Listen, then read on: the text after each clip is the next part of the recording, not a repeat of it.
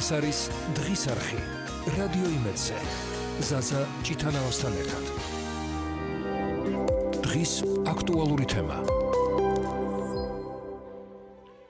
მოგესალმებით, ბრუნდებით პირდაპირ ეთერში რადიო იმედის დღის არხის ფორმატში განვაგრძოთ მუშაობას 14 საათი 12 წუთი გახლავთ და რადიო იმედის სტუდიაში ჩვენ ახლა მიმდინარე შიდა პოლიტიკურ პროცესებს გამოვეხმაურებით და თემაზე სასაუბროთ რადიო იმედის სტუდიაში პარლამენტის ხალხის ძალის აღმასრულებელ უდივანს ბატონ გურამ მაჭარაშვილს მას მისვლობთ, მივესალმები მას.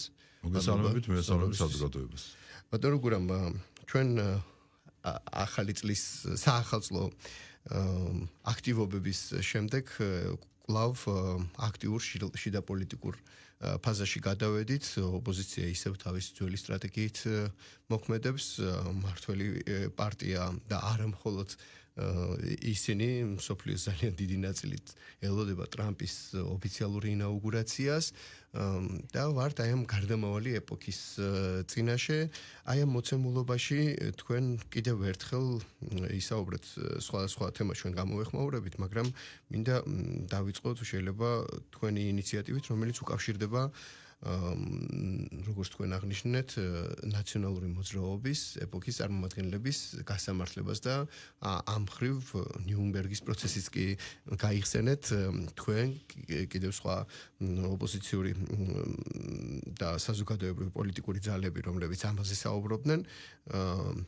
გულისხმობ ერთიანი ნეიტრალური საქართველოს წარმომადგენლებს, რომლებიც ამაზე საუბრობდნენ და თემა, რომელიც ერთგვარი წინა საარჩევნო დაპირება იყო მართული პარტიისა. მით უმეტეს რომ 2012 წელს, როდესაც პირველად მოვიდა ქართული ოცნება სათავეში, თითქოს იყო საზოგადოებრივი დაკვეთა ამ მიმართულებით. მაგრამ მაშინ კოჰაბიტაციის თემატიკამ და ხავერდოვნა და ამ გარდამავალი ეტაპის გავლამ ეს თემა თითქოს დაფარა. მაგრამ ამდენი წელი გავიდა და დღეს ისევ ამაზე საუბარი რომ გავასამართლებთ. მოკლედ, აი ამ მოცემულობაში რას შეცვლის ამ თემის გააქტიურება, მით უმეტეს იმ პარლამენტში, სადაც ოპოზიცია თვითონ არ შემოდის. კიდევ ერთხელ მოდით საზოგადოებას შევახსენოთ ამ შემთხვევაში ჩვენი ხალხის ძალის განცხადებები, წერილები ბოლო წელიწადნახევრის განმავლობაში, რომელიც ჩვენ დავიწყეთ 2022 წლიდან და ყოველთვის აღნიშნავდით ამას, რომ მსოფლიო დღესასრიგი შეიცვალა, კი არ იცვლება, შეიცვალა და შესაბამისად ჩვენ მოგვიწევდა აუცილებლად მკვეთრი ნაბიჯების გადადგმა. ჩვენი რამდენიმე დეპუტატის თავის დროზე გამოსვლა ქართული ოცნებიდან სწორედ ამაც უკავშირდებოდა. აი თქვენ აღნიშნეთ, რომ თავიდანვე იყო დაკვეთა 2012 წლის შემდგომ და ნაცმოძრაობა გასამართლებული იყო როგორც პოლიტიკური რეჟიმი და ასე შემდგომ. ეს ნამდვილად ესე იყო. გასაგებია, რომ თავის დროზე მაშინ შეიძლება გარკვეული მკვეთრი ნაბიჯები ვერ გადადგმულიყო ამ მიმართულებით, თუმცა რაღაცა თვალსაზრისით ნამდვილად იყო დაკვეთა საზოგადოებიდან, რომ კოლექტიური ნაცმოძრაობა არასდროს არ ყოფილა სამწუხაროდ არც ოპოზიციაში და არც ხელისუფლებაში ის პოლიტიკური პარტია, რომელიც საზოგადოებას არჩევანს შესთავაზებდა. ის ყოველთვის გულისხმობდა იმას, რომ თვითონ უნდა ყოფილიყო მხოლოდ ხელისუფლებაში და ამას ადასტურებენ დღესაც და დაადასტურეს ხელისუფლებაში ყოფნის დროსაც. ამიტომ მოვედით იქამდე, რომ აი 2022 წელს ჩვენ რამდენიმე დეპუტატმა დავტოვეთ ქართული ოცნება, მერე შექმნით პოლიტიკური ორგანიზაცია, შემდგომ პარტია ხალხის ძალა, აი ზუსტად იმ მიზნით, რომ აუცილებელი იყო, ეხლა უკვე რა თქმა უნდა ჩვენ საპარლამენტო ოპოზიციაში ვართ, აი ზუსტად იმიტომ, რომ საზოგადოების ეს დაკვეთა, რომ ბოლოს და ბოლოს კოლექტიური ნაცმოძრაობა გასამართლდეს არა დადგენილების დონეზე პარლამენტის, რომელიც თავის დროზე რაღაცა ფორმით იქნა მიღებული, არამედ საკონსტიტუციო სასამართლოს გადაწყვეტილებით, რომელიც აკრძალავს ამ პოლიტიკურ პარტიას. ნიურნბერგის პროცესი ვახსენეთ არაერთმა, იმიტომ სწორედ, რომ ნიურნბერგის პროცესი რომ არ ყოფილიყო, ნაციონალ-სოციალისტური ჰიტლერის პარტია გააგრძელებდა მოღვაწეობას, ახლა წარმოგიდგენია თქვენ რომ ფაშისტურ აი ამ ორგანიზაციას, რაზეც აღარავინ აღარ დაობს, თვით გერმანიაშიც კი, რომ ეს ორგანიზაცია იყო ფაშისტური, გაეგრძელებინა პოლიტიკური მოღვაწეობა. ეხლა ვინმე წარმოუდგენია და თან ეს იმ დროს, როდესაც ვიმეორებ არა მხოლოდ ქართული, არამედ საერთაშორისო სასამართლო გადაწყვეტილებები გვაქვს, სადაც პირდაპირ წერს სტრასბურგის სასამართლო, რომ კოლექტიური ნაციონალური მოძრაობის ხელისუფლების დროს იყო სისტემური დანაშაულები ჩადენილი. აქ ინდივიდუალურზე არ არის მხოლოდ საუბარი, ეს ორგანიზაცია, რასაც ქვია ნაციონალური მოძრაობა, სისტემურ დანაშაულებს ჩადიოდა. ეს მტკიცებულება არსებობს.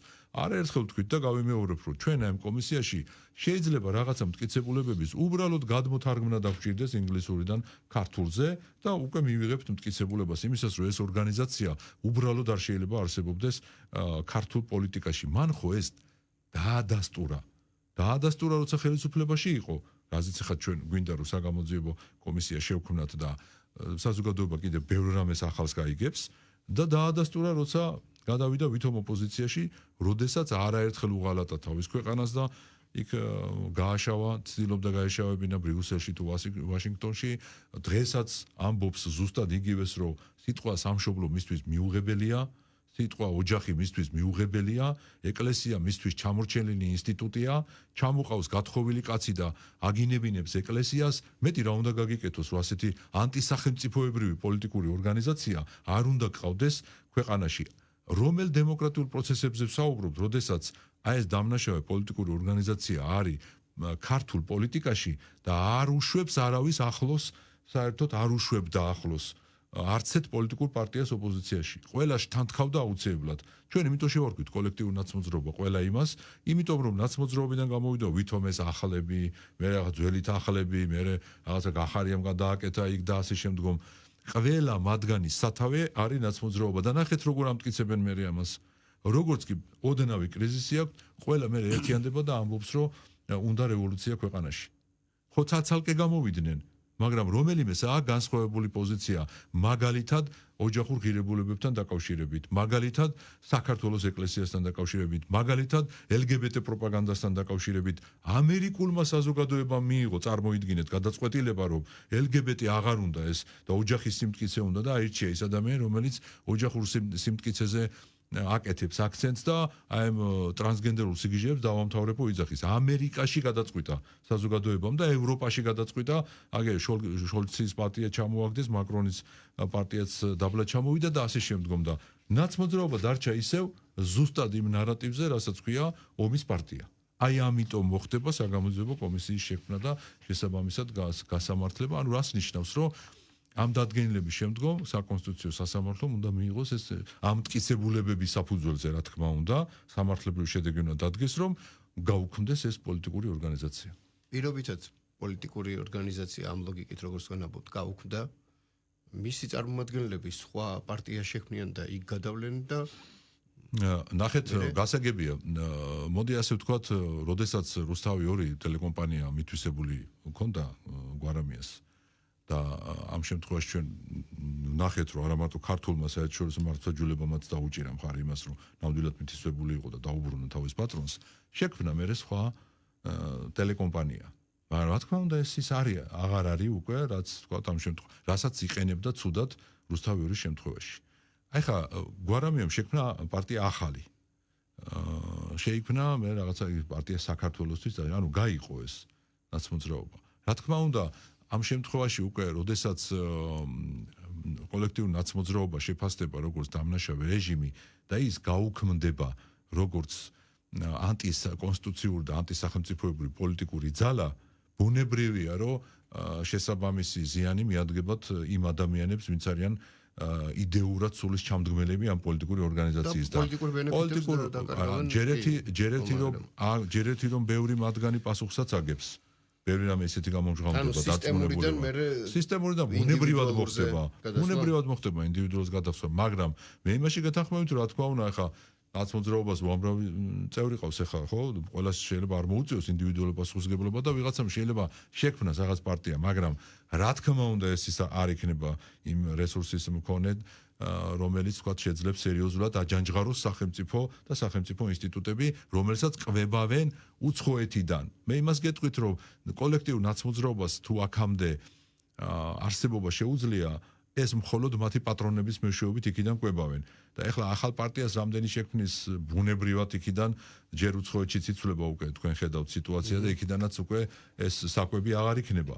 ამ დონის რომ აქ ხა თქვათ ნაცმოძრაობა 2, 3, 4 და ამ შემდეგ შექმნან და იქ მერე ვიღაცამ ყვებოს და ამით აჯანჯღარონ ქვეყანა. ანუ ამის ამოცანა რა არის? რომ ამის ამოცანა არის, ჩვენ ამას თავის დროზე ვამბობდით და ეხლაც ვამბობთ, რომ ქვეყანა დაისვენებს კოლექტიური ნაცმოძრაობის გაუქმებით, როგორც პოლიტიკური რეჟიმის. მე აპარტიები შეიქმნება, ეს უკვე მეორე ხარისხოვანია, იმას უკვე არანაირი სხვა ესეთი ძალა აღარ ექნება, ვიმეორებ, რომელსაც გამოყვებავენ უცხოეთიდან და იმ უცხოეთშიც ჩვენ ნახეთ უკვე რომ უკვე მოლოდინი არის იმის მათ შორის ევროკავშირში რა პოლიტიკას აწარმოებს ამ შემთხვევაში ეს ტრამპი და მისი ადმინისტრაცია უკვე გაცხადებული აქვს რომ ისინი როგორც მინიმუმ აღარ იქნებიან იმის მომხრე რომ ამ შემთხვევაში გომები აწარმოონ ქვეყნებში და ტრანსგენდერულ სიგრძეებზე წავიდნენ და ასე შემდეგ. კი ბატონო. ჩვენ მას შემდეგ რაც არჩევნები ჩატარდა და შემდეგ უკვე იყო პრემიერ-მინისტრის განცხადება რომ 2028 წლამდე ევროკავშირში გაწევრიანებასთან დაკავშირებით მოლაპარაკების გახსნის ინიციატივას არ წარმოაყენებდა საქართველოს და ამის ფონზე გააგრძელებდა ვალდებულებების შესრულებას. და რასაც მე მოყვა საზოგადოებრივი პროტესტი და ის პროცესები რაც ვიხილეთ და აქ მთელი აქცენტი იყო გაკეთებული ევროპელ სპიკერებზე რომლებიც როგორც ერთგვარი აი ამ აქციების თუ ამ აქტივობის პოლიტიკური საყრდენად იყვნენ წარმოჩენილნი. თქვენ აღნიშნეთ ტრამპის შესახებ და ვერ გავექცევით ამ სახელდაგვარს ამერიკის უკვე ყოფილი და ისევ ახალი პრეზიდენტი, ხელახლა არჩეული პრეზიდენტი და ადამიანი, რომელიც რადიკალურად სხვა ფასეულობებზე საუბრობს. მე მგონი ასეთი ამერიკის შეერთებული შტატებისთვის არ ყოფილა იშვიათი, რომ იქ ძირითადი ორი რესპუბლიკური თუ დემოკრატიული პარტიის წარმომადგენლების ერთმანეთის ჩანაცვლება ხდებოდა, მაგრამ ასეთი რადიკალურად გამოკვეთილი პოლიტიკურ ლიდერთან ერთად პოლიტიკური მოქმედებისა თუ გემოვნების კონსტრუქციის ცვლილება ასეთი რადიკალური არ ყოფილა. თალსახად ლიბერალურიდან ახლა კონსერვატიულზე გადასვლის პროცესია და ამერიკის ზესახელმწიფოებრივი მასშტაბებიდან გამომდინარე გასაგებია რომ ეს გადამდები იქნება და გასაგებია რომ ქართული ოცნების პოლიტიკური ფსონიც სწორედ ამაზეა და სწორად აღნიშნეთ დაწყებულია ასე ვთქვათ გლობალური პოლიტიკური გადათამაშებები და ახლა რაღაც ეტაპზე ვართ ამ გადათამაშებისა. და ამის გაგრძელებაც დიდხნიანი იქნება ალბათ ასე მარტივად ეს არ შეიცვლება და ზოგადად ეს პროცესი გასაგებია ბუნებრივია. კითხვა მიმყავს საით ბატონო გურამ. მას შემდეგ რაც ტრამპი მოვა სათავეში უკვე ოფიციალურად და აგერ რამდენი დღე დარჩა 20-იანვრამდე და შემდეგ უკვე მისი ამ პოლიტიკური გემოვნების ბაზაზე ამერიკის ადმინისტრაციიდან დაწყებული გლობალურ სივრცეში. რა თქმა უნდა, ეს მკვეთრად აისახება ევროპაზეც. სადაც თქვენც აღნიშნეთ და ვხედავთ ამ მოცემულობას, რომ იქ კონსერვატიული პარტიები მოდიან და არჩევნებმა, რომელიც ამ ზაფხულს იყო, ბევრი რამე წარმოაჩინა. საფრანგეთში ცირთულეები შექმნა და პრემიერ-მინისტრი იქ პრეზიდენტმა მოკლედ პრეზიდენტს თავისი აქტივობები ჰქონდა და გერმანიაშიც ვხედავთ, რაც არის ავსტრიაში ხო საერთოდ და მოკლედ ეს მოცემულობა არის.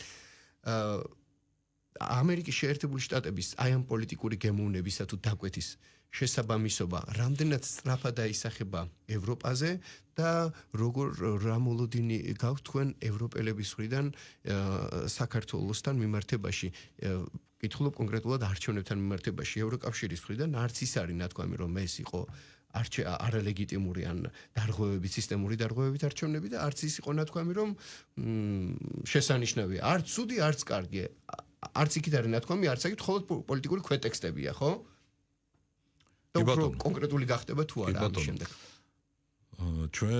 ჩვენ მაინც გვინდა რომ კიდევ ერთხელ შევახსენოთ საზოგადოებას რომ ჩვენ ვამბობთ ჯერ კიდევ 2022 წლიდან როდესაც კულისებიდან გამოვიტანეთ ის ინფორმაცია, რასაც ქვია საქართველოსში მეორე ფრონტის გახსნის იდეა და ეს უკვე დადასტურდა და ამაში უკვე ეჭვი აღარ არსებობს, იმიტომ რომ თავად გლობალური რომის პარტიის აქაურმა და იქაურმა წარმომადგენლებმა პირდაპირ თავის დროზეც დაადასტურეს და ეხლა უკვე ადასტურებენ.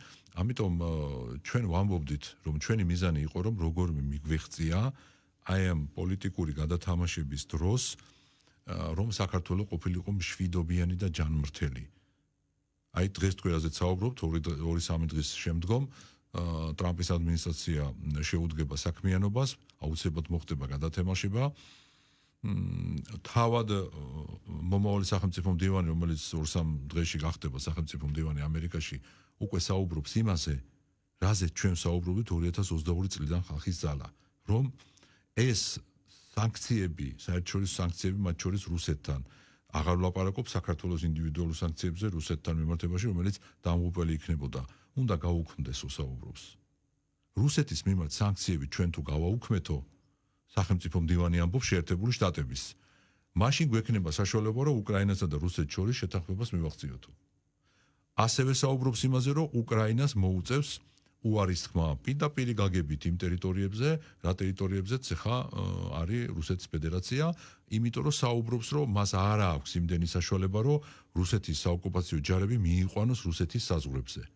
ამას საუბრობს 2-3 დღეში რო გახდება სახელმწიფო მდივანი ის ადამიანი.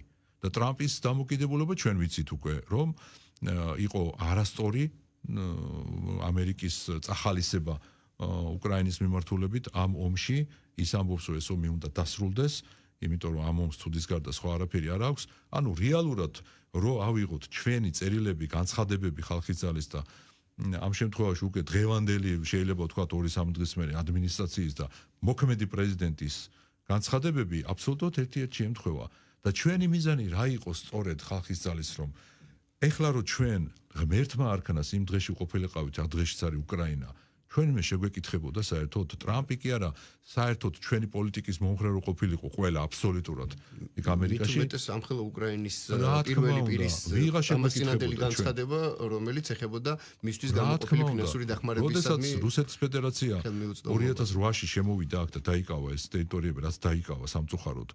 ვინმე ჩვენ შეგვეკითხა ამ ტერიტორიებზე მე რომ აი თქვათ ახლა ბიჭებო ახლა ჩამოვიდა. და 100% მხარდაჭერა არ ხონია, რაც უკრაინას დღეს აქვს. და ამ ჩვენ ამას საუბრობთ რომ როდესაც ჩვენ მივიდოდით მშვიდად და ჯამრთელად დღევანდელ დღემდე აი მაშინ შეიძლება ქონოდა აი ხა საშუალება რაც ჩვენ ახლა ინტერვიუთ შეგვიძლია საზოგადოებას აუხსნათ რომ აი ახლა როდესაც ტრამპი მოვა ჩვენ არც იმის ილუზია გვაქვს არასდროს არ გვითქვამს რომ ტრამპი რომ მოვა და ახლა დღეში 1 საათი მაინც საქართველოს იფიქრებს არა უბრალოდ აქ საუბარი იმაზეა რომ ევროკავშირში შეიცვლება ეს პოლიტიკა იმიტომ რომ ევროკავშირში საზოგადოებამ უარი უთხრა ამ ულტრალიბერალურ ფაშისტურ მიმდინარეობას და თქვენ სწორედ აღნიშნეთ 2-3 დღე დარჩა ბაიდენს და ამერიკის ისტორიაში არ ყოფილა საერთოდ 2-3 დღე კი არა უკვე წაგებული პრეზიდენტი გამოსულიყო მოგებული პრეზიდენტის საწინააღმდეგო პოლიტიკით ამისთან არამ არ ახსოვს ამერიკის ისტორიას და დღევანდელი ადმინისტრაცია და პრეზიდენტი 2-3 დღე დარჩა და გამოდის და ამბობს რომ საფრთხე ემუქრება თურმე ტრამპის ინაუგურაციის შემდეგ ამერიკაში დემოკრატიას ხო გასაგებია ხა ჩვენ რაღა უნდა გაგვიკვირდეს ამერიკელი საზოგადოების უმრავლესობის გადაწყვეტილება გააკრიტიკა ბაიდენმა და რატო უნდა გაგვიკვირდეს რომ მითი ადმინისტრაციის ოფიციალური პირები საქართველოზე გააკეთებენ არასამართლიან განცხადებას. ამიტომ ვამბობ ჩვენ რომ კიდევ ვიმეორებ ტრამპის შესვლა ამ პოლიტიკაში და ადმინისტრაციულ სახში და მისი თანამდებობის პირების მუშაობის დაწყება თავისთავად გამოიწვევს ევროკავშირში გარკვეულ ცვლილებებს, იმიტომ რომ ვიმეორებ, სხვა შემთხვევაში ამერიკის საზოგადოების გადაწყვეტილებას უნდა უღალატოს. ოჯახურ ღირებულებასთან დაკავშირებით, LGBT პროპაგანდის წინააღმდეგ პოლიტიკასთან დაკავშირებით, უკრაინაში დაპირებების საპირისპირო ერთ-ერთი დაპირება იყო, რომ უკრაინაში ომს დავამთავრებ. და ამის საწინააღმდეგოდ როგორ წავა? ერთ-ერთი დაპირება იყო, რომ ტრანსგენდერულ სიგიჟეებს დავამთავრებ. ამის საწინააღმდეგოდ ვერ წავა. და იგივე პოლიტიკა გვაქვს ჩვენ. ის რაც სი ძინპინის დაპატიჟებით და მხოლოდ იტალიის პრემიერის დაპატიჟებით ტრამპმა განაცხადი გააკეთა, ეს არის ზუსტად ისევ პოლიტიკური ზუსტად აი ამ კონსერვატულ მიმდინარეობას. სხვათა შორის გუშინ ინფორმაცია გუშინდელი ჰამასისა და ისრაელის მთავრობის წარმომადგენელთა შეთანხმებასთან დაკავშირებით ძალიან დადებითად მიიღო ასევე ტრამპმა და უკვე გუშინ გავრცელდა ინფორმაცია რომ მიუხედავად სურვილისა ისე სწრაფად ვერ მოხერხდება ასეთივე სამშვიდობო შეთანხმების მიღწევა უკრაინის შემთხვევაში როგორც ამას მოველოდნენ თუმცა მცდელობა რომ მაღალი იქნება ეს უკვე ბევრი რამის მსხვერპლი რეაბილიტაციის მცდელობა ბაიდენის მხრიდან რამდენად გამოიგა არ ვიცი მაგრამ მცდელობა იყო მიხვდნენ რომ დაემთავრებინა თავის საპრეზიდენტო პერიოდი ამ შეთანხმებით გუშინდელი თუმცა უკვე იყო დღეს ინფორმაცია რომ ჰამასი არ არის თანახმა რაღაცა პუნქტები შეასრულოს ესეც რთული იქნება და ესეც არ იყო საერთოდ შეწყვეტა არამედ რაღაცა დროებით ძალზე იყო საუბარი და ტყვეების გასვლაზე. თან ისე რომ ერთი მოქალაქე 30 ტყვეზე იცვლებოდა პატიმარზე ისრაელის ციხიდან, ხოლო ერთი სამხედრო ებრაელი 50-ზე და ასე შემდეგ. დაუბრუნდეთ ტრამპის თემატიკას. ოპოზიციაში ძალიან ბევრი და ანალიტიკოსი არაერთი აქცევს ყურადღებას იმ ფაქტს, რომ აი თქვენც აღნიშნეთ ეს მომენტი, შეიძლება გადაჭარბებული მოლოდინი აქვს ქართულ ოცნებას ტრამპის ადმინისტრაციისადმი. და ტრამპი და მას ხვდება წინა ადმინისტრაციისგან ჩვენ თანამშრომლობის სტრატეგიული თანამშრომლობის მიმართულებით მათი ნაბიჯი უარყოფითი ხვდება მათი უარყოფითი ნაბიჯის სანქციების სახით გამოხატული და ზოგადად პოლიტიკური ეს გართულებული ურთიერთობა. ხომ არ შეიძლება პოლიტიკა ესეთ მარტივი რამე არ არის და ხომ არ შეიძლება იმისთვის რომ ამ მოცემულობიდან მაღალი რთული პოზიციიდან საქართველოსთან ურთიერთობისთვის რა თქმა უნდა ის მეორე დღეს ამ ყველაფერს არ გააუქმებს და პოლიტიკური დიალოგისა თუ ვაჭრობის საგანი იქნება. კითხვა ის რომ თქვენც აღნიშნეთ რომ პუტინის მოლოდინიც ის არის რომ რაც შეიძლება სწრაფად შეხვდეს ამერიკის პირველ პირს უკვე 20 იანვრის შემდეგ და ეს უკრაინის თემატიკას ეხება და ეს რამდენად მართალი არ ვიცი, მაგრამ უკვე ვისაუბრეთ რომ ომის გადაწყვეტა ომის შეჩერება ცალკე ინიციატივაა, თუმცა ჩვენი შიდა პოლიტიკური მოცემულობა მე იმიტომ აღვნიშნე რომ თქვენ მიაბით იმ მეორე ფრონტის გახსნის თემატიკას, ხო? და ეს რადგან ავიცილეთ და ახლა სხვა მოცემულობაში ვართ ჩვენ ერთის მხრივ ოპოზიციის ეს მოლოდინი რომ ტყუილა აქვს ტრამპის იმედი რამდენად ლოგიკურია და მეორეს მხრივ ის რომ 20 იანვარზე იყო აქამდე სრულ აპელირება ეს რამდენად შეესაბამება იმ რეალობას რომლის წინაშე ჩვენ ვდგებით უკვე მოახლოებული 20 იანვრის შემდეგ. ანუ მოლოდინი და რეალობა რამდენად დაემთხვევა ერთმანეთს. ჯერ ერთი ჩვენ არსად არასდროს არ გვითქვამს რომ ან ტრამპის იმედად ვართ, ან ბაიდენის და ან ვინმესი საერთოდ. ერთადერთი ჩვენ ვართ ქართველი ხალხის იმედად. და მან ქართველმა ხალხმა ეს იმედი გაამართლა თქვა 26 ოქტომბერს რომ დიახ თქვენაც მიიღეთ ის კანონი LGBT პროპაგანდის წინააღმდეგ ჩვენ ამას ვეთანხმებით, დიახ თქვენ მიიღეთ კანონი გამჭვირვალეობის შესახებ ამას ვეთანხმებით და დიახ თქვენ რო აგვაცილეთ ომი თავიდან და ამ პოლიტიკას მხარს უჭერთ, ამას ჩვენ ვეთანხმებით. ჩვენ ვართ ამის იმედად. და რა თქმა უნდა ყველა ნორმალურ დემოკრატიულ სახელმწიფოში იმ ხალხის იმედად უნდა იყოს ხელისუფლება, რომელიც მას ირჩევს. აი აქაც კი გაუთვითცნობიერებლობა აქვს ოპოზიციას. რატო იცი როგორც თვითონ აზროვნებს. თვითონ იყვნენ ბაიდენის თანაშემწეების იმედად, თვითონ იყვნენ კუბილიუსების იმედად, არასდროს ისინი არ ყოფილიან ქართველი ხალხის იმედად. წინასაარჩევნო კამპანიის დროს ჩვენ სულ მაგას ვამბობდით, რომ ჩვენ დავდიოდით ხალხში, ისინი დადიოდნენ უცხოეთში. ანუ ლეგიტიმაციას ისინი ელოდებოდნენ უცხოეთიდან, ჩვენ ქართული ხალხისგან. და შესაბამისად, ამიტომაც არის რომ აქამდე არსებობს ეს ქართული ხელისუფლება. და რა თქმა უნდა, მაინც მინდა დაუბრუნდე იმას, რომ როდესაც ჩვენ 2022 წლიდან დავიწყეთ ეს ღია პოლიტიკა, რომ ქართულ ხალხს მივაწოდეთ სწორი ინფორმაცია, იმიტომ რომ ყველაზე მძლავრი იარაღი დღეს სოფლიოში, რითაც იპყრობენ ქვეყნებს, ეს არის დეზინფორმაცია. დეზინფორმირებული თუ ყავს საზოგადოება, ნებისმიერ ხელისუფლებას ჩამოაყენებს. ხელამდელი უმთავრესი ინსტრუმენტია. ამიტომ გადავწყვიტეთ ჩვენ ხალხის ძალამ, რომ სწორად შეგვიარაღებინა ქართული საზოგადოება, სწორი ინფორმაციით შეგვიარაღებინა და ამიტომ დაუჭირა ხელისუფლებას მხარი ქართულმა ხალხმა და ნახეთ ეხლა უკვე ჩვენ გვეთანხმებიან თავად უკრაინის ხელისუფლების წარმომადგენლები, თავად ზელენსკი ამბობს იმას, რასაც ჩვენ ვამბობდით, რომ სამწუხაროდ ამ ომში ფულს აკეთებდნენ და არავის არ ქონდა უკრაინის დარდი. როცა ზელენსკის უთხრეს ამერიკიდან, რომ ეხა უნდა შეგამოწმოთ მილიარდები სად წაიღეო, იმან აქეთ შემოუტრიალა და უთხრა, რომ 177 მილიარდი იყო ამერიკიდან გამოყოფილი და ნახევარზე მეტი ჩემთან არ მოსულა და თქვენ სად წაიღეთ ეს თანხებიო. აი, ზუსტად ის ფაქტი, რასაც ჩვენ ვამბობდით ხალხის ძალა, რომ იქ ფულზე იყო საუბარი სამწუხაროდ და აქ არავის არ ადარდებდა იქ უკრაინის ნატოში გაწევრიანება, რომელზეც ასევე უარს ეუნებიან დღემდე. რისთვისაც ომი დააწყებინეს უკრაინას, სხვათა შორის იგივე ეს ფონ დერ ლაიენმა თქვა ეს, რომ რუსეთი შეიჭრა, იმიტომ რომ ნატოზე უარი არ თქვა უკრაინამ, რისთვისაც დააწყებიეს ომი უკრაინას, უარს ეუნებიან იმასე. და ნატო რისთვისაც ჭირდება ქვეყანას, რომ დაიცვას, ეს არ ხდება და ანუ პირიქით ხდება. რომ ქვეყანა განადგურდა და ამერიკა ეუბნება უკვე რომ რაც დაკარგე ტერიტორიები ახლა შეეგუე და ომი უნდა დაასრულო. ეს არის სახალხო ენაზე რაც მოხდა აი ამ 3 წლის განმავლობაში და კიდევ ვიმეორებ, რა თქმა უნდა, თავის დროზე ჩვენ რო გადაგვედგა ეს პოპულარული ნაბიჯი ვიტყოდი, რომ გაგვეგზავნა იქ მოხალისეები, პოპულარული ნაბიჯი ბჭყალებში, რა თქმა უნდა, პოპულარული და თქვენ სანქციები დაგვეწესებია რუსეთისთვის, ანუ ყველა ამ ტრენდს აყოლილი გადაწყვეტილებები პოპულისტურზე აქცენტი გაგვეკეთებინა, რა თქმა უნდა, დღეს უკვე თუ დღემდე საერთოდ ვიარსებებდით, ქართული ხალხი ჩვენ მოგთხოვდა ხელისუფლებას აი იმ უბედურებასაც დატრიალდებოდა საქართველოში. ესაა სწორედ პოლიტიკოსის და ხელისუფლების პასუხისგებლობა, რომ სწორი გადაწყვეტილებები მიიღოს და საზოგადოება დაარწმუნოს იმაში, რომ აი ამ პოპულისტურ გადაწყვეტილებებს არ უნდა აყვეს, იმიტომ რომ სამომავლოდ არის ეს გათვლილი, რაც კიდევ ვიმეორებ, მჟღავნდებოდა წლების განმავლობაში, მაგრამ დღეს უკვე არის საჯაროდ გამჟღავნებული, რომ აი რა მიიღო სამწუხაროდ უკრაინამ.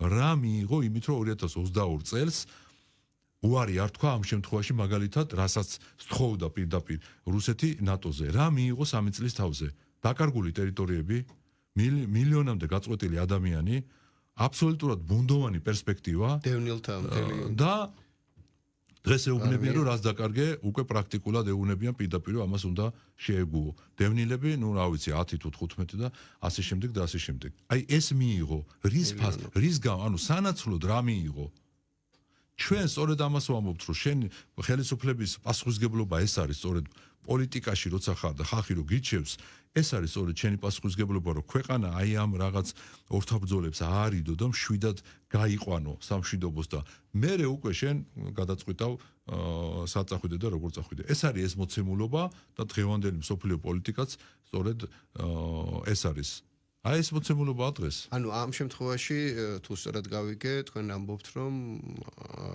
ამ შემთხვევაში მართლ პარტიას იმედი აქვს არა პერსონალურად ტრამპისა, არამედ იმ პოლიტიკური ამინდისა, რომელიც შეიქმნება ტრამპის პოლიტიკური ახალი ადმინისტრაციის მეშვეობით. რა თქმა უნდა, ბუნებრივია. ბუნებრივია ხა ხო ტრამპი პიროვნულად აირჩიეს, მაგრამ მე დარწმუნებული ვარ, ბევრმა მას ხმა მისცა, იმიტომ რომ არ უნდათ ლიბერალური ფაშისტური მიმდინარეობის გაგრძელება ამერიკაში. აი, ბევრმა ამიტომ მისცა ხმა, იმიტომ რომ დაასრულონ იქაც ეს ამერიკაში ძალიან ბევრია, აი უმრავლესობა, რომელიც ხარს უჭერს ოჯახურ ტრადიციებს, რომელიც ხარს უჭერს პარტიულ მშვიდობას ბოლოს და ბოლოს. შესაბამისად, ამიტომ გაიმარჯვა ტრამპის პოლიტიკამ, რომელსაც კლავდნენ ამის გამო. რაზე ვსაუბრობთ, ხო? ადმინისტრაცია ბაიდენის, რომელიც მართავდა და მისი ვინც იყო ეს ძალოვნები, პირდაპირ ორჯერ თუ სამჯერ იყო მცდელობა ამ ადამიანის მოკვლის. მანამდე დაიჭირეს. ახლა არჩევნების დღეზეც არის საუბარი, რომ შეიძლება ხო და ნუ ჩვენ რა გვიკვირს ახლა სამწუხაროდ რა გვიკვირს საქართველოზე ასეთი ზეწოლა აქვს, მაგრამ სამაგიეროდ სამართალი არსებობს და ნელა, მაგრამ აუცილებლად საქართველოსთანაც მოვა. რამდენიმე წლის წინ თქვენი პოლიტიკური პარტიის წარმომადგენლების განცხადება ამერიკასთან მიმართებაში შოკის მომგვრელი იყო და ყურს ცუდად ხვდებოდა. ჩვენ გვახსოვს ამერიკის შეერთებული შტატების პრეზიდენტობის მიწურულს, როცა ტრამპი ამთავრებდა, მისი წარმომადგენელი პომპეი საქართველოს სტუმრობდა. ბოლო ეპიზოდი იყო და მაშინ ბევრი საუბრობდა იმაზე და იმედი ჰქონდა ბევრს, რომ გართულებული ურთიერთობები იყო თურქეთთან და შეიძლებოდა რომ იმხელა ბაზას აქ არავინ არ გადმოიტანდა, მაგრამ ალტერნატივად განეხილათ ბაზის კუთხით საქართველოს. ის საერთოდ სხვა ღირებულების ბაზაა, რაც თურქეთშია და ასე მარტივად ეს არ მოხდებოდა, გასაგებია, მაგრამ სტრატეგიულობის ხაზგასმის, სტრატეგიული მხარდაჭერისა თუ მეგობრობის ხაზგასმის რაღაცა იმედი იყო. ნუ ჩამოვიდა ოფიციალური ვიზიტი და წავიდა. მეტი ჩვენთვის არაფერი იყო, ეხა კარს მიღმა რა დიალოგი იყო, არ ვიცით. შემდეგ ბაიდენის ადმინისტრაცია იყო და მე მაინტერესებს თქვენი მოლოდინით ახლა როცა თალსახად მისი ნომერ პირველი სირთულე და გამოწვევა არის მის მიერ ინაუგურაციაზე მოწვეული სი ძინპინი და ჩინეთი. აი ამ მოცემულობაში საქართველოს, რომელსაც გეოეკონომიკური სტრატეგიული ღირებულება სხვა გააჩნია, ამერიკამ რა დონეზე შეიძლება აწიოს ჩვენთან სტრატეგიული თანამშრომლობის თამასა, იმ სტრატეგიული თანამშრომლობისა, რომელიც დაიწუნა მართლმა პარტიამ. მე ვფიქრობ და დარწმუნებულიც ვარ იმაში, რომ ტრამპის ადმინისტრაცია არის გაცილებით რაციონალური ვიდრე ამ შემთხვევაში ბაიდენის ადმინისტრაცია. რაციონალობაში მე იმას გულისხმობ, რომ ვფიქრობ ის მიხვდება თუ უკვე არ იცის, თუ საქართველოში რა პოლიტიკურ პროცესებს ქონდა ადგილი. ჩინეთთან თუ ჩვენ გვაქვს სტრატეგიული ურთიერთობა, ამერიკასთან თუ ჩვენ მეტნაკლებად დაგვიზიანდა ურთიერთობა, ეს რის გამო მოხდა. ძალიან კარგად გაიგებს თუ უკვე არ იცის, რომ ამ შემთხვევაში ჩვენ ვართ ის ქვეყანა რეგიონში, სადაც დამოუკიდებლობის შემდგომ ერთ-ერთმა პირველმა შევძელით დემოკრატიული ინსტიტუტების ჩამოყალიბება და შესაბამისად სამწუხაროდ მოხდა ოკუპაცია გარკვეული ტერიტორიების რუსეთის მხრიდან, მაგრამ ამ ფონზეც კი შევძელით ის, რომ მსოფლიოში ჩვენი სიტყვა დავანახეთ მსოფლიოს საზოგადოებას. და კიდევ ერთხელ ვიმეორებ, როცა თავად ამერიკა და ევროკავშირი ცდილობს ჩინეთთან ურთიერთობის დალაგებას. მე არ მგონია, რომ იგივე ამ რაციონალურობიდან გამომდინარე, ჩვენ პირდაპირ გითხარ, რომ რატო გაქვთ სტრატეგიული ურთიერთობა ჩინეთთან. ჩვენ ღია ვართ. ჩვენ ვამბობთ, რომ შეიძლება გვიქნან უკეთეს შემოგთავაზებთ. რა თქმა უნდა, ჩვენ აქამდეც გვინდოდა პარტნიორული ურთიერთობა, სტრატეგიული პარტნიორობა ამერიკასთან, უვიზო მიმოსვლა, ინვესტიციები და ასე შემდგომ. ჩვენ დღესაც მზად ვართ. თუ კი ამას ამერიკა იტყვის და გადადგავს აქეთ ნაბიჯებს, ეხლა ვიმეორებ, ჩვენ არავისთან მტრული დამოკიდებულება არასოდეს არ გვექნება, მაგრამ რომელ ქვეყანასთანაც უკეთესი იქნება საქართველოსთვის ურთიერთობა, მეტნაკლებობით, რა თქმა უნდა, ჩვენ ამ ნაბიჯებს გადავდგავთ. გამომდინარე იქიდან, რომ ვიმეორებ, ჩვენ ისეთ რთულ გეოპოლიტიკურ მდებარეობაში ვართ, მაგრამ სამაგიეროდ ისეთ ხელსაყრელ ეკონომიკურ მდებარეობაში ვართ, რომ ჩვენ გვაქვს ამის ლავირების საშუალება. რომ აი სწორედ აი ჩვენი სწორი პოლიტიკით ისე გავაკეთოთ, რომ არ გავაღიზიანოთ დიდი სახელმწიფოები, მაგრამ ჩვენ სამაგიეროდ სარგებელი მივიღოთ მშვიდობის სახით და ეკონომიკური განვითარების სახით.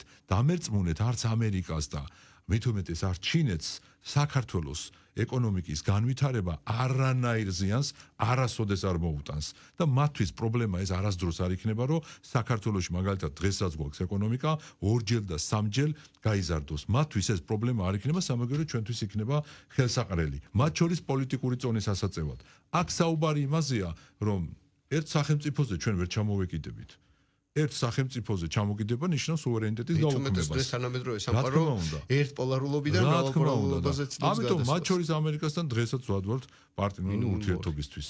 მით უმეტეს ვიმეორებ, რომ რაციონალობიდან გამომდინარე რეგიონში, მათ შორის ამერიკისთვის ჩვენ ვართ ერთადერთი არაერთერთი ქვეყანა, რომელსაც მართლაც შეუძლია და ამის გამოცდილება აქვს, რომ სწორად წარმართოს მათ შორის ამერიკის პოლიტიკა. გასაგებია. მადლობა. მადლობა თქვენ. ჩვენ ვიცით, რომ დღეს საქართველოში კიდევ ერთი დელეგაცია არის ევროპული ჩამოსული, ევროსაბჭოს საპარლამენტო ასამბლეის მონიტორინგის მისიის დელეგაცია, ისინი ოპოზიციის წარმომადგენლებს, მმართველი პარტიის წარმომადგენლებს ხვდებიან და ბოლო კითხვა მოკლე პასუხით თუ შეიძლება, თქვენ როგორ ფიქრობთ 20 რიცხვამდე, გასაგებია 20 რიცხვში ინაუგურაცია, მაგრამ 20 რიცხვიდან უახლოეს პერიოდში იქნება თუ არა მკვეთრი სიგნალი იმ თემატიკასთან დაკავშირებით, რაც არის დღეს საჯილდაო ქვა არჩევნების ლეგიტიმაციასთან მიმართებაში. ჯერ წინა საკითხთან დაკავშირებით მინდა მოკლედ გამოვეხმაურო, თქვენ თქვით, რომ აი 20 იანვრის მერე იყო სულ საუბარი და ასე შემდეგ. ჩვენ ეს არ გვითხოვთ არც ტრამპზე, არც 20 იანვარზე. ეს თავად რადიკალურმა ოპოზიციამ და გახარიამ და ნაცმოძრაობამ თქვა, რომ აი 20 იანვრის მერე აზრი აღარ ექნება არაფერსო. ჩვენ მოძრაობას და ფაფხურსო 20 იანვრამდე თუ ვერაფერი მოახერხეთო, ხო გახსოვთ ეს? მაშინ 20 იანვრის მერე არაფერი აღარ 20 იანვრამდე უნდა მოახდინოთ აქ რევოლუციური სცენარიო. მათ შორის გახარიამ თქვა ეს, ხო? რატო? იმიტომ რომ ზუსტად იცოდნენ, რომ 20 იანვრის მერე პოლიტიკა შეიძლებოდა მსოფლიოში და მსოფლიოში შეცვლილი პოლიტიკა ბუნებრივად მოქმედებს მერე საქართველოზე. ამ შემთხვევაში ჩვენ უკვე პოზიტიურად გამოვიყენებთ, რა თქმა უნდა, ამას, იმიტომ რომ საქართველოს საზოგადოება ხედავს რა პოლიტიკა აქვს ამ შემთხვევაში საქართველოს ხელისუფლებას. ამიტომ იგივე ევროკავშირის სადამკვირვებლო მისია, მონიტორინგის მისია როა ჩამოსული, მიიღეს მათ ზუსტად ის მტკიცებულებები, რა მტკიცებულებებიც ადასტურებს, რომ აი ეს კოლექტიური ნაცმოძრაობა აკაპირებდა მორიგჯერზე რევოლუციას, რაც არ გამოუვიდათ, მაგრამ ამიტომაც არის იქ საქმეები აღძრული და ასე შემდგომ. მოკლედ რომ ვთქვათ, სიმართლე შეიძლება აგვიანებს, მაგრამ მაინც იმარჯვებს. გასაგებია. მადლობა სტუმრობისთვის. რადიო მედიის სტუდიაში ჩვენ ხალხის ძალის აღმასრულებელ მდივანს პარლამენტას ბატონ გურამ მაჭარაშვილს მასპინძლობდით, მასთან დიალოგი აიჭირდება რადიო მედიის Facebook გვერდზე. ვასრულებთ დღის ხალხის ფორმატში სტუმართან დიალოგს და ესტაფეტას გადავცემ სპორტის გამოშვების წამყვანს კახა ელაშვილს. მე კი საინფორმაციო გამოშვების შემდეგ კვლავ დაგიბრუნდებით პირდაპირ ეთერში დროებით.